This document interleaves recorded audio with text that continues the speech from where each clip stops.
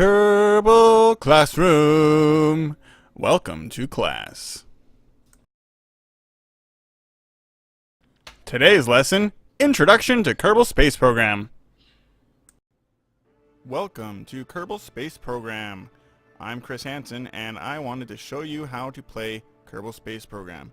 Hopefully we can teach you some things about orbital mechanics, rockets, and math.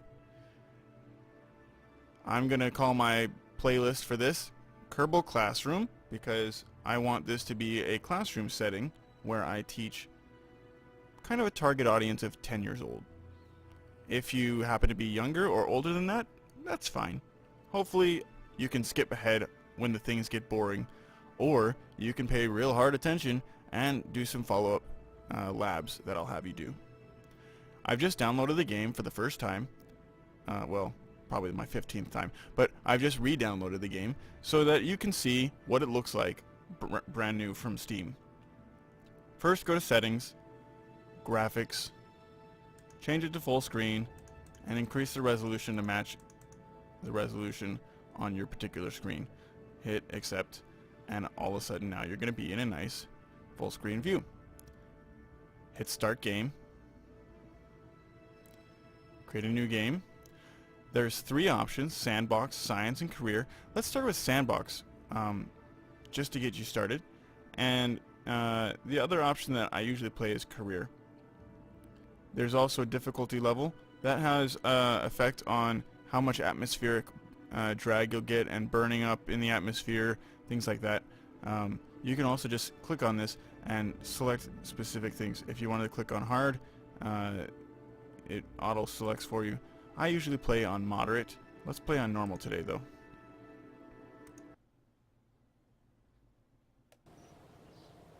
So you'll get this intro screen that suggests if you right click on things that you can see the facility level. In sandbox mode, all the buildings are upgraded, and so normally you'd upgrade them with this little button.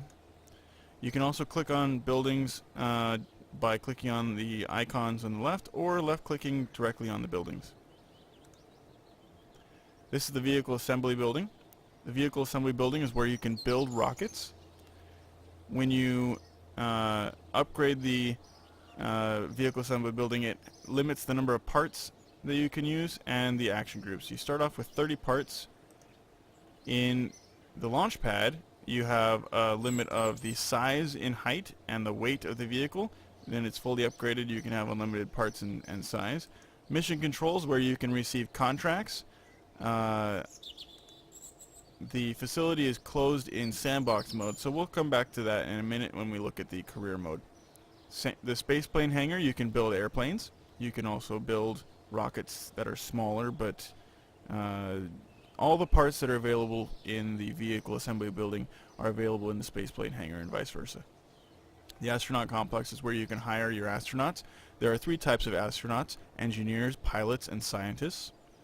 The administration building is where you can practice some of your economic skills and trade the different types of funds that are available. In science and career mode, you will have the option of having funds, reputation, and science points. In sandbox, you have unlimited of everything, so you pretty much can ignore this.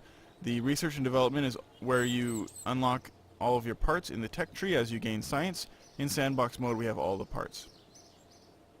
Let's look at the vehicle assembly building. Oh, and the tracking station is where you can look at all of your different ships that you have currently in flight and switch to a particular vessel. Let's look at the vehicle assembly building and get an idea of how to build a ship. If you have a lot of parts, then you'll have a trouble looking through them all. And so I recommend actually playing a combination of career and sandbox at the same time. Career mode will limit the parts you have and you have to upgrade them, and so that will kind of limit the types of ships you can build.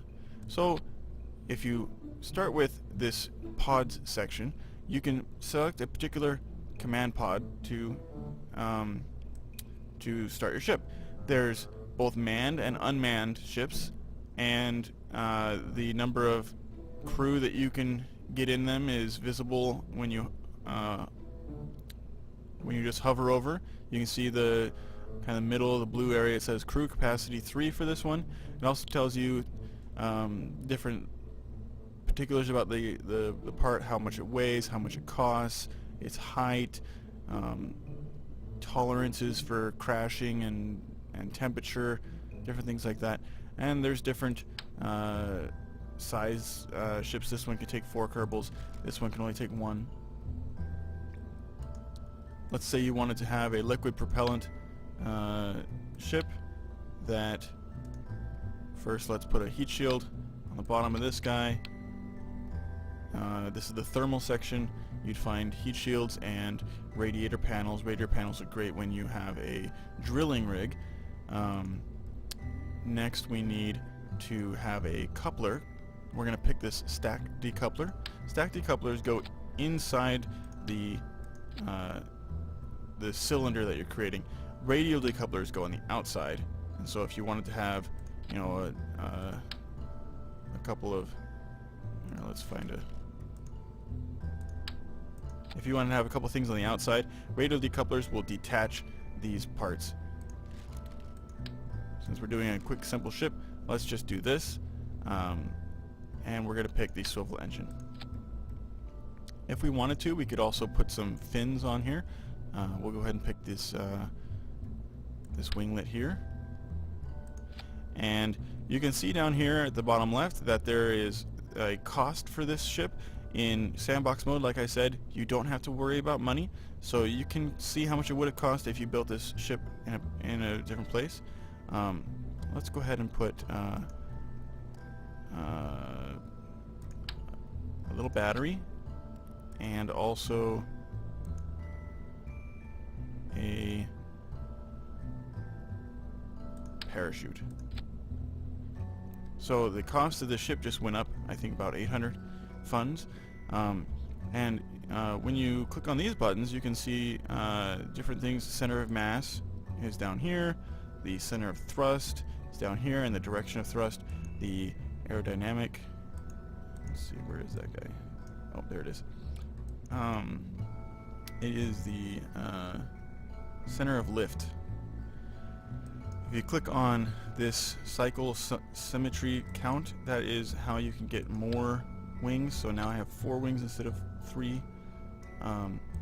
And parts attach at these green little balls. So if you just kind of hover the 2 green balls next to each other, they will snap, and then you can left click to make it happen.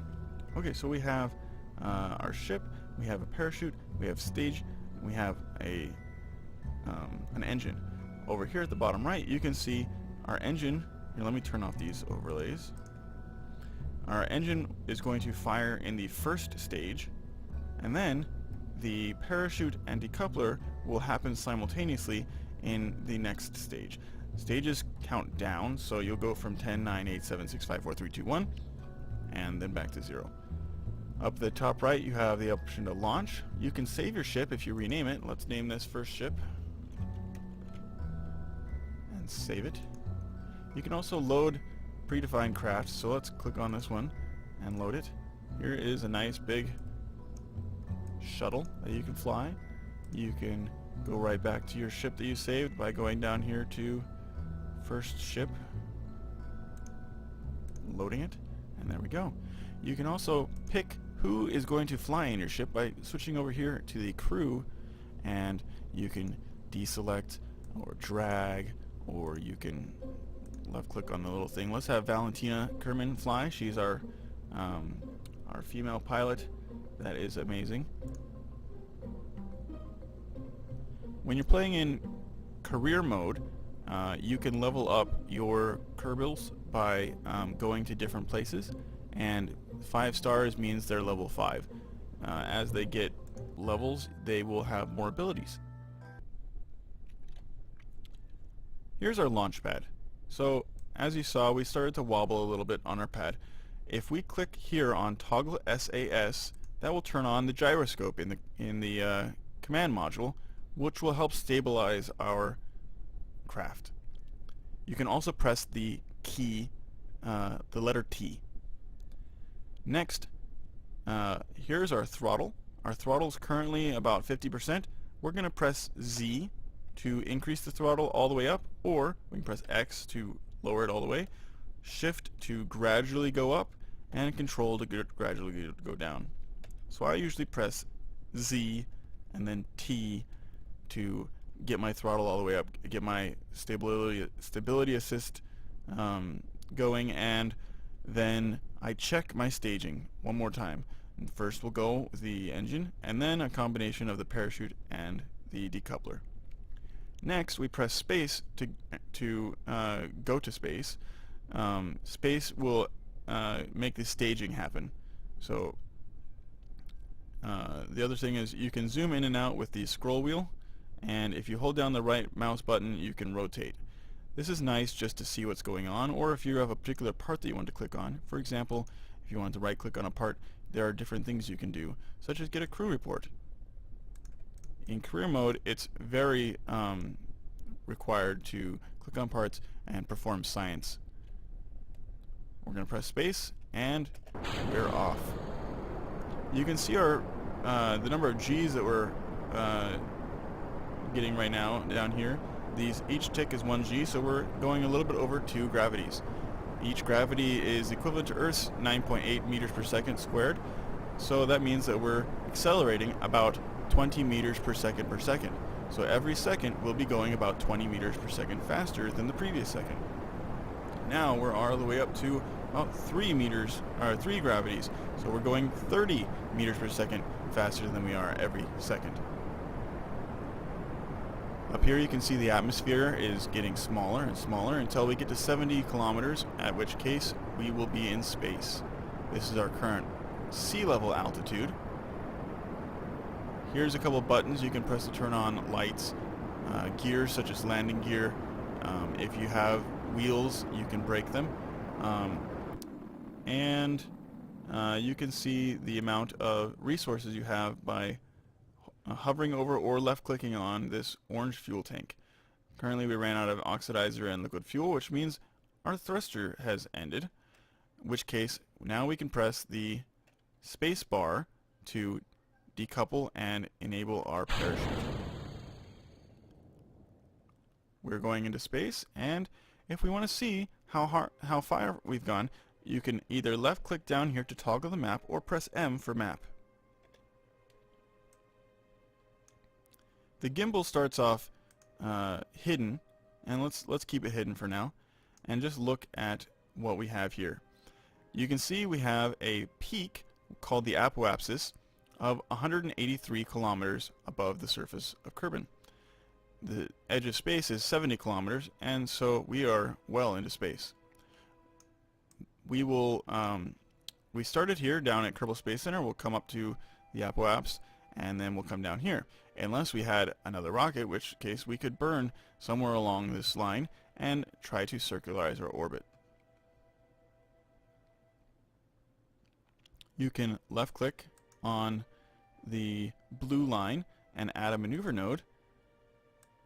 You can move it by grabbing the white circle to put it in the right place that you want, and then you can add hypothetical amounts of thrust to see what the next orbit would look like. So if we wanted to circularize our orbit, where we have a well, this isn't perfectly circular, but it's a lot more circular than it was here. You can see what that would look like.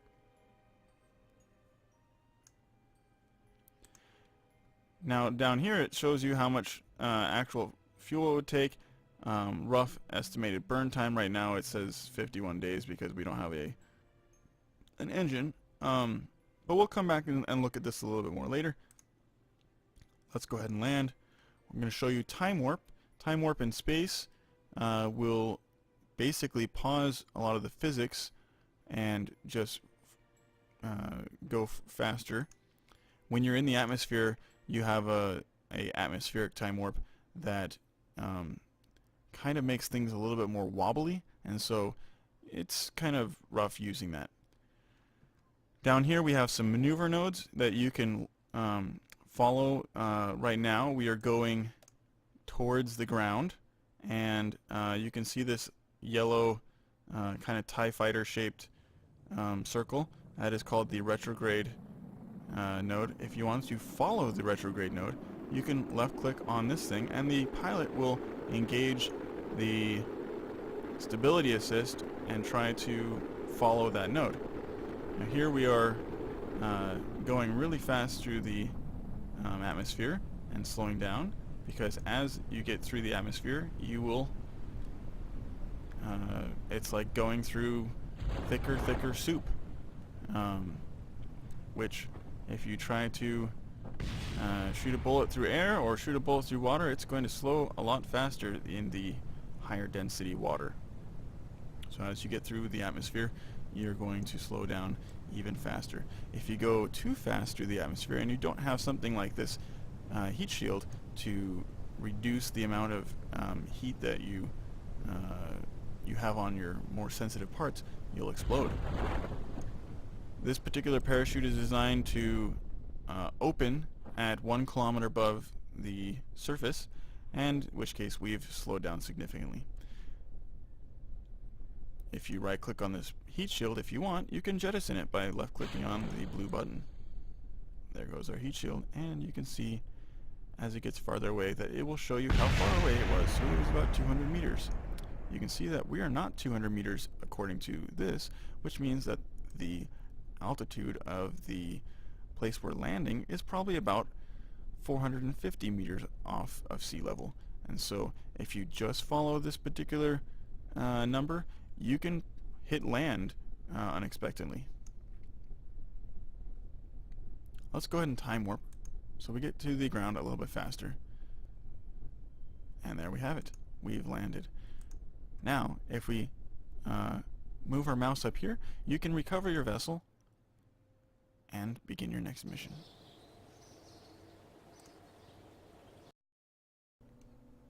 Your homework for today is to go to Steam, install Kerbal Space Program, create your first sandbox game, launch into the atmosphere, and then don't forget to subscribe and leave comments to let me know if you have any particular questions for the next episode. Thanks for watching. Goodbye!